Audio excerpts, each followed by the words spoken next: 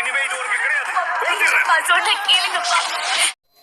Hi guys, Ayyanar துணை today promo. இப்போ கோயிலில் போயிட்டு எல்லா பரிகாரமும் செய்கிறாங்க. உடனே அந்த தேங்காய் உடைச்ச உடனே அந்த தேங்காய் அழுகி போயிட்டு இருக்கிறது.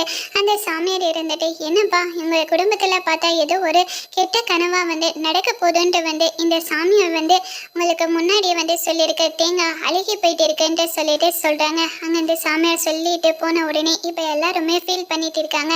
இதுக்கு தான் நான் சொன்னேன், நான் இந்த வீட்டை விட்டு போகிறேன், எனக்கு கல்யாணம் ஏற்பாடு வேணான்ட்டு சொல்லிட்டு அதை நீங்கள் கேட்டிங்களா?